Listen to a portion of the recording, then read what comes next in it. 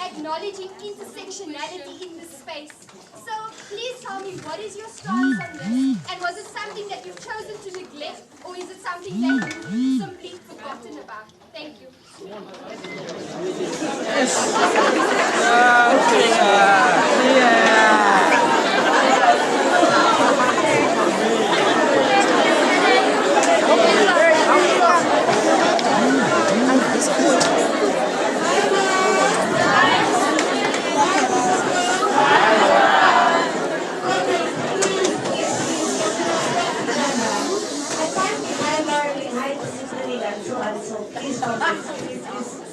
Please respect each other and listen to each other so that we can hear these questions.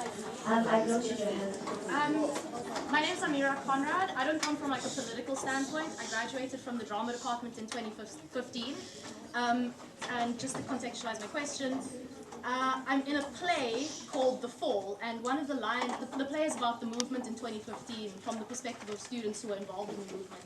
And one of the lines is, you cannot decolonize with a chisel and a hammer when you are colonized with a Bible and a gun. And so I wanted to know from you, Commissar, you say that Bembe says the death for the colonized cannot provide freedom. And I wanted to know what your thoughts on the use of religion for this, because in my research on post-coloniality, it's understood by some scholars that religion is used as a methodology to offer a freedom from the current life in an afterlife, and I wanted to know what your position on that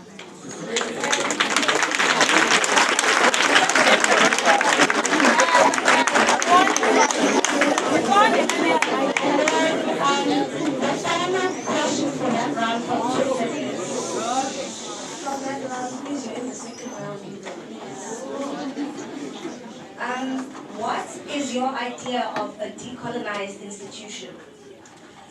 That is the question. Okay, I'll take the second round, which I have noted. I noted here and here. No? Here, at least.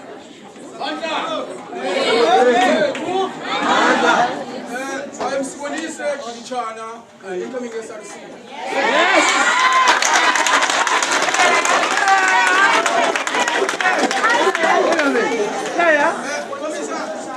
I find that the national movement, the EFF, is between a rock and a hard place.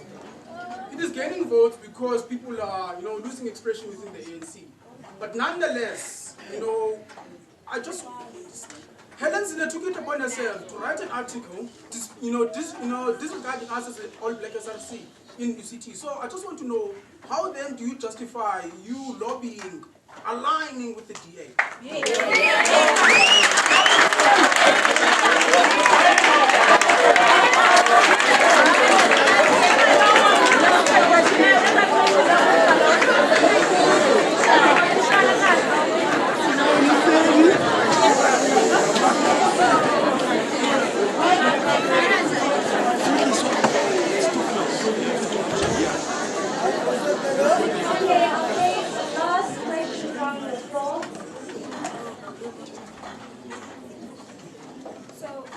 Essentially, I'm doing my dissertation in mineral law in Africa. And my question when it comes to using mineral resources to socio-economically develop South Africa, this is the issue that I found in my dissertation. Essentially, we understand that we're working under global capitalism. So with what you're trying, or the programs of the EFF, how do you de-link what we're trying to do in moving towards socialism from global capitalism and its influence over South African policy? How do you get the type of capital that we need to start up using mineral resources and producing them from ourselves in order to develop our country? Thank you.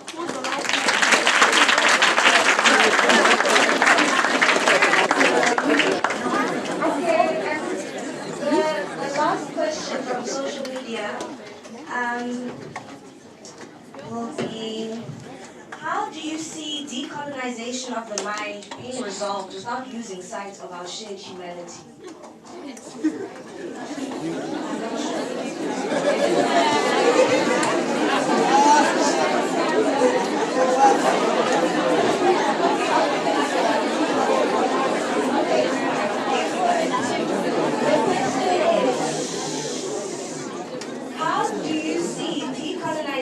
of the mind being resolved without losing sight of our shared humanity.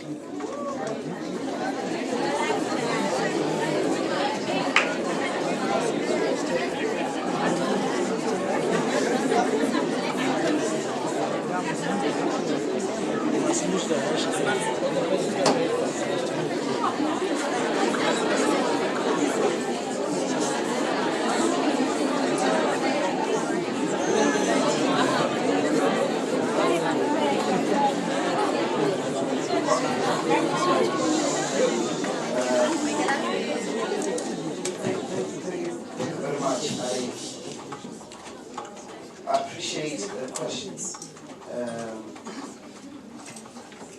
very deeply. I think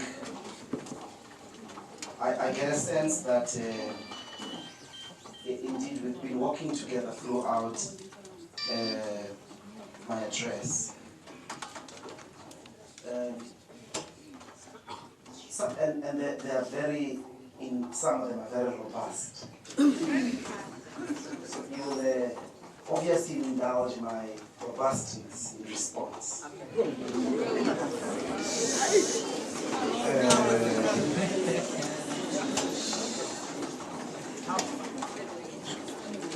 want to start with the DA. You must reject Phahlindlela without any apology. There's no point. Nobody said from an EFF perspective that we must embrace Phahlindlela. Phahlindlela must be rejected. We've called for the DA to remove her as premier, and the DA knows that, as to what can happen if we don't get that demand. Phahlindlela has to go. Phahlindlela is a racist. She is a proud racist. And she is patronizing in her racism. She never apologizes because she is wrong. She apologizes because you are offended. Yes. That means she's not willing to accept the superiority of our argument against her stupidity. So she must be removed from the apparatus of the state, which is presiding over the very people that she despises. So we make no apology about that. Now we've got to separate that from what happened in 2016. Everybody put yourself in our shoes. We are in 2016, the results of the elections say the ANC has lost. Take the example of Johannesburg. This is electoral politics. This is a popular expression of the people's will. The ANC was in charge for the last 22 years. The people don't vote for it anymore, and it loses with about 10% from 50%. It used to be 60, and it's down to like 41, 42%. We had convinced ourselves the difficulty there is you've got three options in terms of, because life is going to go on without you. You are not indispensable. You are a political force that is still forming. This is the leadership's thinking. So we've got three options. The first option is we abstain. We don't do anything, we reject the DA. We don't think the DA carries solutions for our people or for this country. It doesn't. But we also think that politically, it is at the forefront of disrupting a project of confronting racism. Because when you want to confront racism, the DA is the first people to talk about the rights of white people to express themselves. Freedom and liberalism. So we'll come back to that another day. So there we are. The easy decision is to abstain.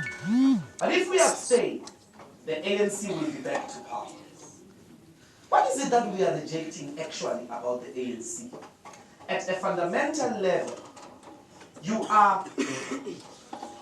you will be wrong to think the ANC has not been actually the best protector of white monopoly capital in the last 22 years. There's not been the DA. The people who killed workers in Marikana in defense of white capital, it was not the DA. So they are both in agreement about this protection. It doesn't matter who you have in relation to the protection of property relations in as far as they benefit continuously the white population.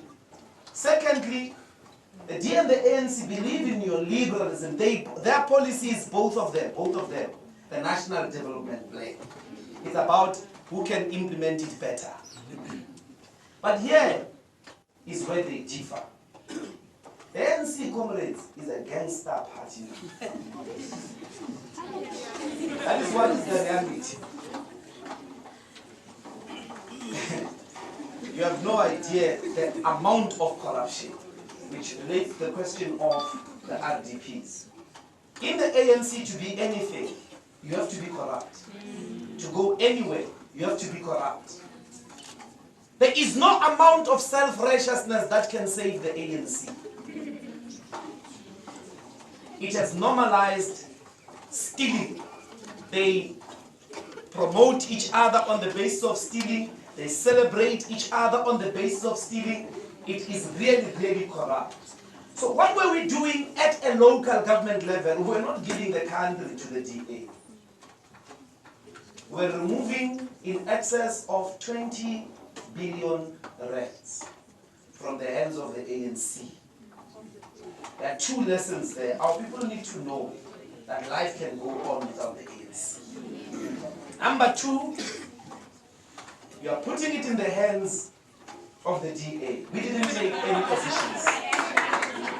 We didn't take any positions with them. We're not in a coalition with them. I kept correcting that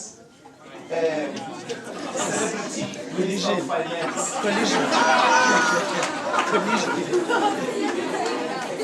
We vote, the electoral system works in this way. We vote all the time in Parliament on issue by issue basis. Okay? We can, for instance, the other time they all voted against us in relation to the amendment of the Constitution to allow the expropriation. DA and the ANC voted together. But they are not governing together. Governing together would mean we are pursuing the same policies. You understand? So, putting the DA, you need to disabuse yourself from thinking there is a difference ideologically and in character between the DA and the ANC. The DA has people who have maybe their own money enough not to steal public resources. And when they do steal public resources, I don't know. Their record across municipalities, is much better than that of the ANC. It is not a solution, comrades. If we abstain, the DA remains, the ANC remains. If we vote for the ANC, which is the second option, you are returning what the democratic ballot just removed. You are saying to our people, no, take back the ANC. They just told you through a popular vote, but they've also voted the DA more than they voted you. You check the actual vote. There are only 9 million white people. Maybe they constitute like 10% of the voter population. The DA cannot get 27% only with the white vote. So there's something we need to confront about each other.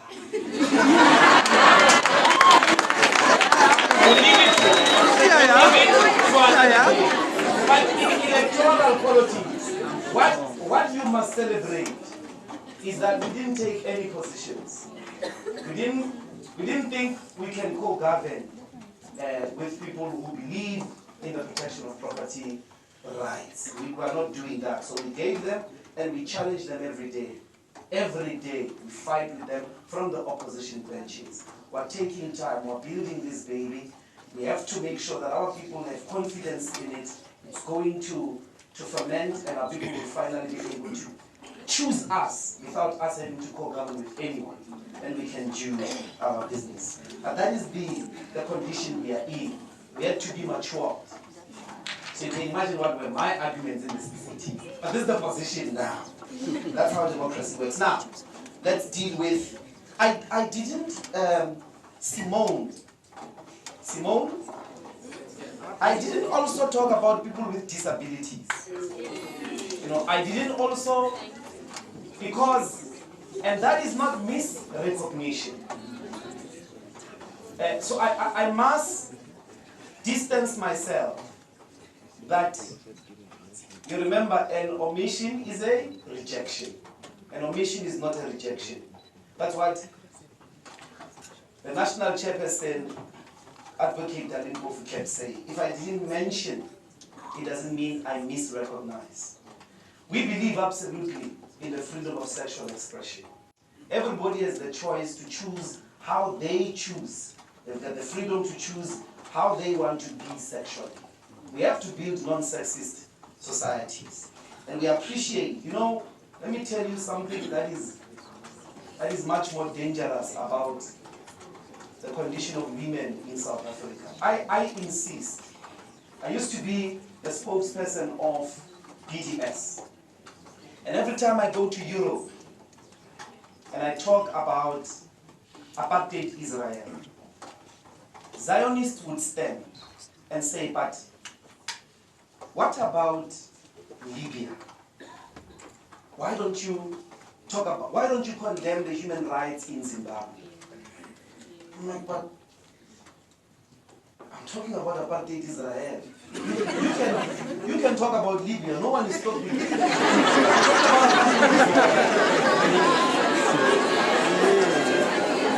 What does it serve to do? Let me show you. What does it serve to do? Unwittingly, you delegitimize the struggle that at that moment is being conversed about. So I appreciate the second part of the challenge. That is, what is our position on that? Let me tell you, the women bodies are the most violated bodies in this country. The women bodies, whether they are transgender, but women, even if they are lesbian, the women, because of the virility of masculinity, they are the ones that are banned, they are the ones that are who suffer the most from the taboo. The research is all out there. If they choose not to be heterosexual, if I as a man choose not to be heterosexual, and you can see in the struggle of rights in the United States, once it was led by those men who are gay, the rights were properly recognized as quick as possible. But it took a very long time for this modernity to just give women the right to vote. Just the right to vote.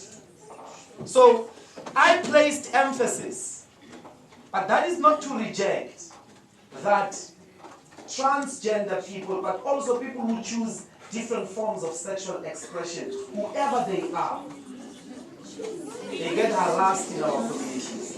That is not to reject that particular reality. It is to mainly highlight that women are being killed. Women.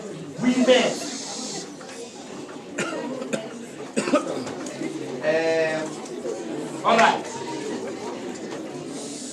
Religion, let me tell you what religion is. There are two things that happen to the native spirituality, and which is linked to the decolonization of the mind. You will never be able to save a person who believes in the main. You'll never be able to save a person who believes in a white Jesus. Ne?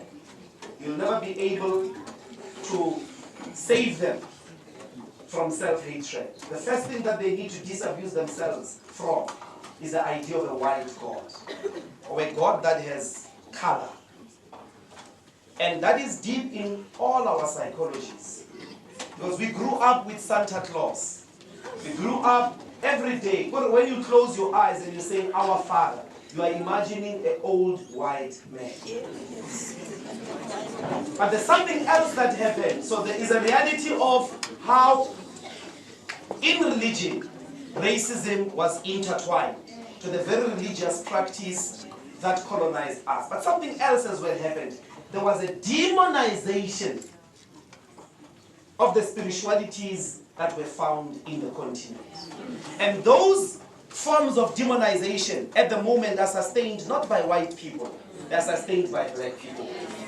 If you become a Sangoma or a Nyang, if before an exam you go home, Mbuyiseni and do all of that, you get to be looked at as if you are disrupting the space, like it's the Sangoma. How is it to be a Sangoma in a university? It's like it's to be something different. But Amazawani, they are not asked, how is it to be a Zawani?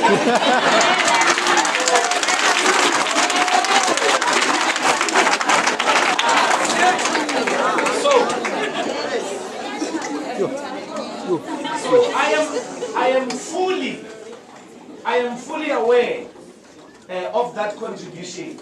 But also at a theoretical level, you've got to be at a theological level, you've got to be able to acknowledge massive amounts of work within Christianity itself that have been done by black theology to sort of make Christianity itself and Islam, and in some instances, African religion itself, or African forms of spirituality, to disabuse themselves from gender violence, from gender oppression.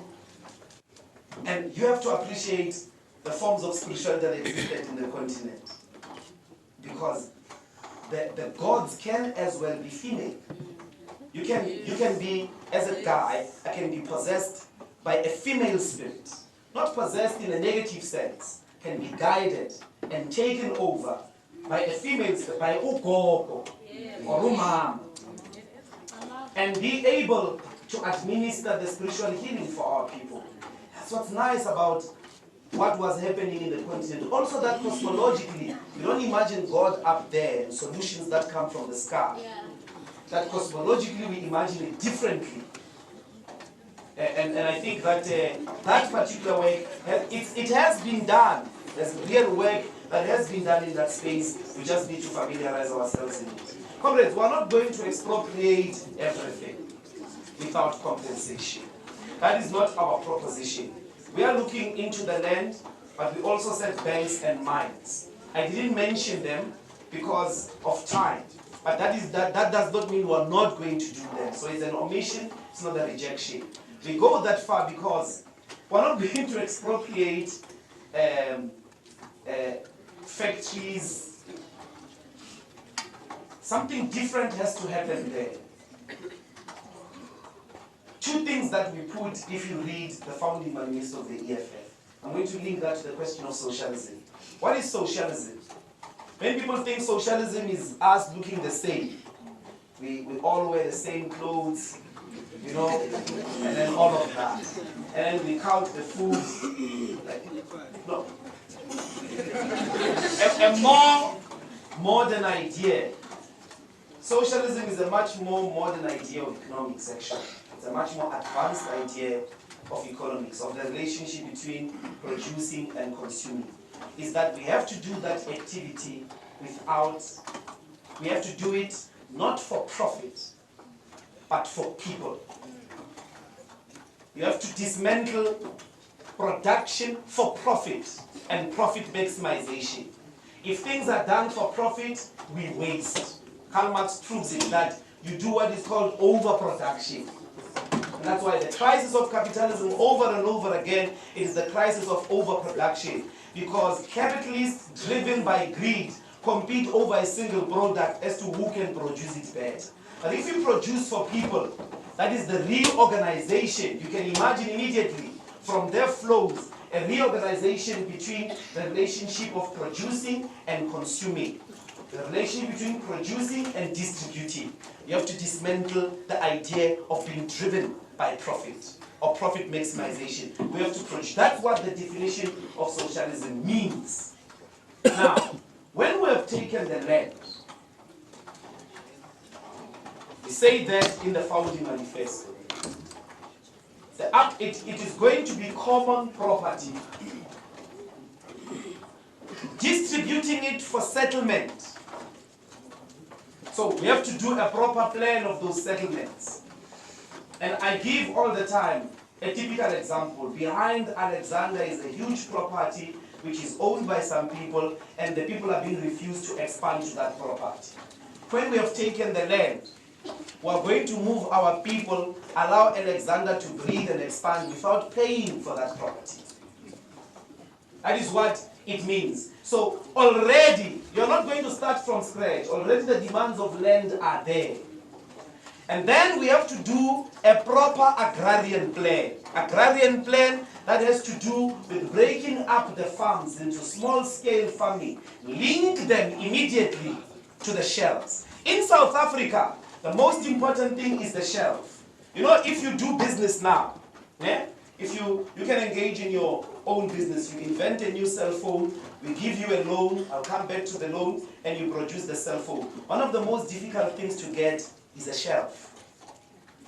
It's the distributors. The distributors speak only to big monopoly industries. If you do bread now, it will be difficult to put it on the shelves of Pick n Pay. Because on the shelves of Pick n Pay are only 3 brands. And the internally produced bread. So one of the things that we need to free are the shelves. In Gain, in Pick n Pay, Edgar's, all those chain stores is to free the shelves. There's a complicated process there that they engage in to deny the introduction of new products into the economy. So you link all those small-scale farmers to the shelves so that they are actually feeding us into the economy, so that at the shelves there we are buying their food. This comes to the global economy. You know, comrades, one of the biggest scare things that we need to disabuse ourselves from is that those things of locally producing our food and our products are anti-capitalist or are disruptive. That's how everybody else does it in the world. The new Trump policies are a return to what America did when it started industrializing in the 1800s. High tariffs to protect infant, what they called, they are the inventors of the term, by the way, to protect infant industries from international competition, so that they're able to grow up and be on their feet. They protect them how? They make everything from outside super expensive, so that you buy from them in the country. That's what the Americans themselves did. So what you are asking is, you have to redirect the resources and the capital, both in the banks as well as in investment companies, into production that is happening within the country. And then on those products that we are building ourselves locally from, we have to protect them from competition. That is the path that led China to where it is. That is the path that led, in fact, the entire East Asian economies. It's protectionism. Here, Thabo Mbeki opened the country, he opened the borders. He said that's how investments are going to come. What came? It's not investment, it's products. That replaced everything that we had been locally producing. And people lost jobs. Because local factories closed shop because there were cheap goods in the shelves. So you have to raise the tariffs, make sure that in those chosen products that we are beginning to do, we protect infant industries. That's how you interact with global capitalism. But finally, socialism is not an isolated project of South Africa only. As Karl Marx said, workers of the world must unite. A truly socialist economy is where the workers themselves are the producers. It's where the workers themselves own their means of production, which means workers need to disabuse from themselves from something called the wage. They have to disabuse themselves. I don't know when we are going to get there, comrades. It's a very long journey. We have to build a producer consciousness out of all of us, that we are producing for ourselves. this is our fate, and they're able to democratically conduct their own affairs and also make sure that they at all times improve their technologies. So it is very possible. It's not an anti, like outside modernity project. Socialism is very modern. It's modernity. It's as modern as it comes. But what it does is that it's the perfect solution to capitalism. That no, what is making the exploitative dangers of capitalism is the pursuit of the maximization of profit. But that doesn't solve problems. It doesn't solve all problems. You still have to deal with xenophobia. You still, coming with socialism doesn't do away with sexism. It doesn't do away with patriarchy, particularly its violent forms. So I'm not saying to you, when we have socialism, men will be willing to enter into a polygamous relationship where the woman is the person. You understand, where everybody is married to. It used to happen in the continent. Today it's unimaginable because they're going to kill her. So those problems will not be solved by socialism. We'll have to do other forms of liberatory work. And then there was a question, comrades, to building a decolonized institution. I assume is the university. Let me tell you, the Fees Must Fall was the most brilliant movement. I celebrate Fees Must Fall. I am envious of Fees Must Fall. In a huge way, comrades, we have to commend that movement. We have to commend it because of two things. Firstly, they made the most powerful argument. Universities have to be free. That's the first task to decolonizing universities. They must be free. There's no decolonized university that still has tuition. No. Decolonizing a university begins with it being free. But then there's decolonization of the curriculum content. Me and Dr. Ndlozi Shaba used to be part of the Department of Politics at Wits. And all the time we used to argue, no, we need to change the curriculum content. We quickly realized that the people who are teaching at the moment are not the ones that are going to change the curriculum content. They can't teach what they don't know. Why do you want them to teach you things that they didn't study? How that they don't know those things? It's going to be a situation of we're all learning. So who will tell you that it's right and it's wrong?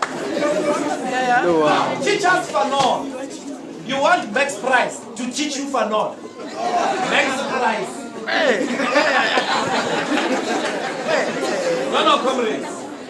Decolonization of curriculum content has to do with all of you taking a decision to do postgraduate studies.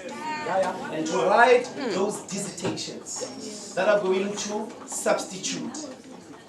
There we can do. Substitution of content is fine, not of human beings. That is going to replace the content that is being fed to us today. You have to take on the task of being academics yourselves. And whilst I'm at it, South African blacks are not taking up post-colonial studies. You are too quick to go and solve those problems of poverty at home. And let me tell you, they've been existing long before you were born. You can't solve them through individual acts. We have to engage in a social collective struggle that requires you guys to choose the career of being academics. Many people withdrew from the university. They went to pay and help their brothers and sisters, their mother, after 20 years. After 20 years. And I know that because I spent 10 full years non-stop full-time as a student. So I saw many generations. You can imagine 10 years in university. After a generation in university is 3 years gone, 3 years gone, 3 years gone. I saw people smart people who choose, I'm going to go work in a factory to be an engineer because they're going to pay me higher than staying and waging the battle of transforming knowledge. As they do that engineering, as they do that medicine, they are met with the worst forms of colonial oppression. They are in service. They are in the West service of masters. And they complain every day. The best people who complain about racism are the professionals in South Africa in the private sector. So, I'm not saying don't go be an accountant. I'm saying if you leave the university without accounting professors, and those professors must take a decision at this age that you're going to be a professor. Hey, professorship is a good job. How about you're always in an environment like this? Of young people with energy. It's the fountain of youth. Professorship is the fountain of youth. You know what? Because those who stop learning are old, whether at 20 or at 80. Those who keep learning stay young. So, please, you must love the career of being professors. We need professors. Okay, comrades? We need professors. That's how we're going to transform these institutions. Finally, the final question which I jumped is, how is the EFF going to resist being trapped in the godlike character of presidentialism?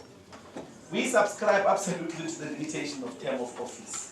The quickest and most practical way to solve that problem of Robert Mugabe, Idi Amin, Mobutu Sese Seko is that after 2 terms you're no longer president. You don't care. Take 2 terms, you are out. So, and I like, because we have one of the best activists of our generation in Julius Malema. You know,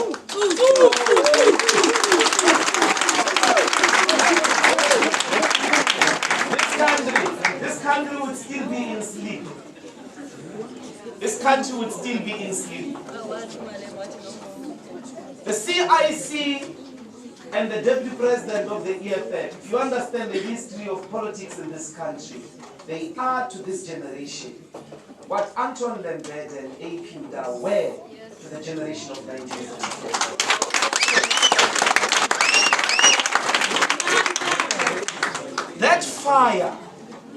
That fire is not their fire, it's our fire.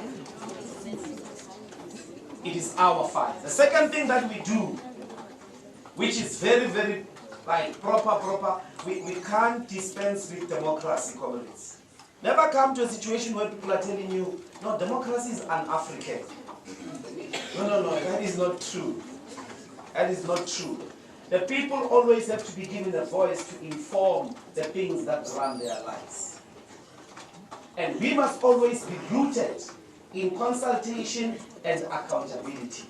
As long as the EFF is rooted in branches like university communities, the villages, the townships, as long as its membership is an active membership, then it will not go wrong.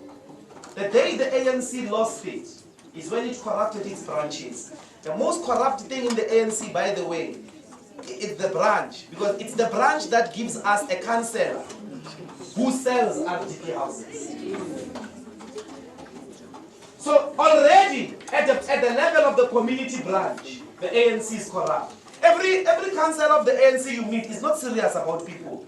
They are trying to see how to make money for themselves. They are trying to see how to make money for themselves. So when we have become like that, those threats are not, those threats face us as well. They do not face us. We can't say we are immune to them just because we wear berets. The reality is they face us as well. And we have to do a constant practice of democracy.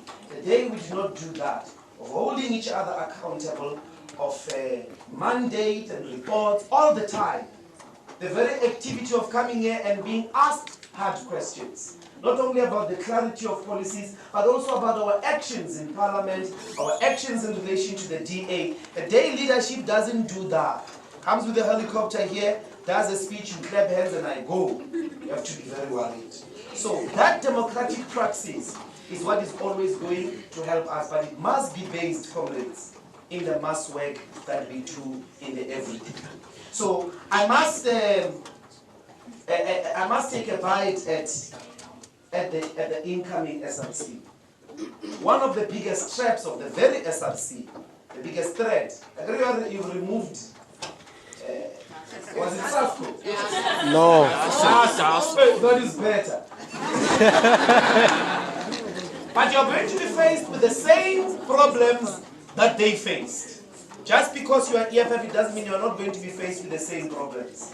When you enter in that SRC, I have a very simple advice for you. Very practical, simple advice for you.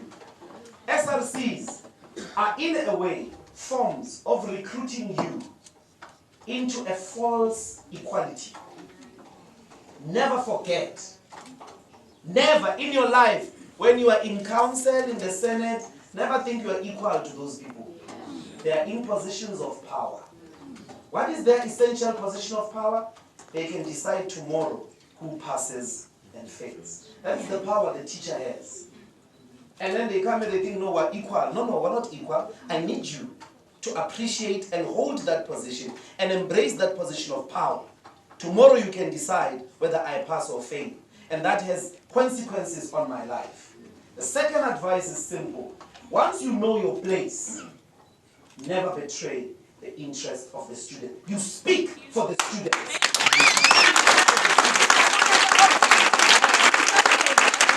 So, when they say, no, this is the, about the collective interest of the university,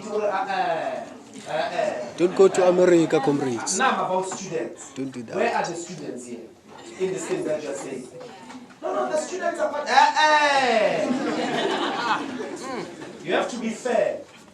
You have to always be fair. And let no student go to sleep without food under your watch. Let no student go write exams without food under your watch. There are a lot of students who are not eating in this campus.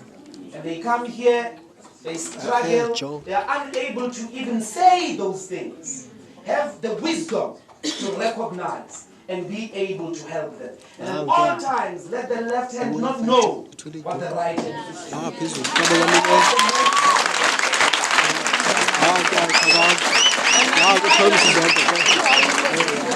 Finally,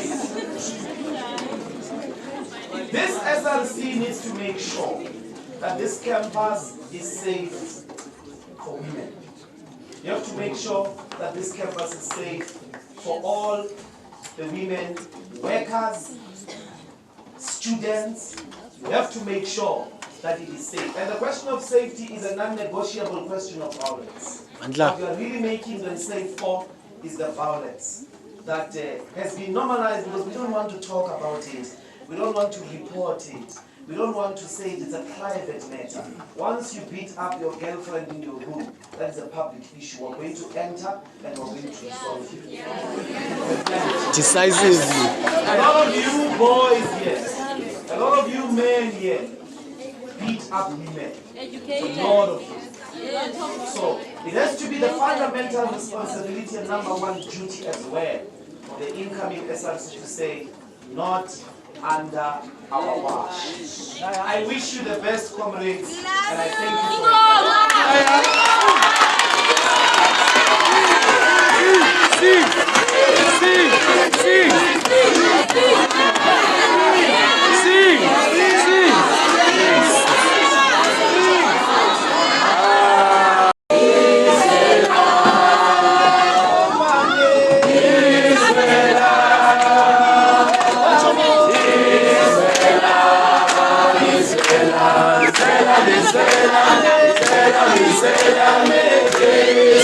you.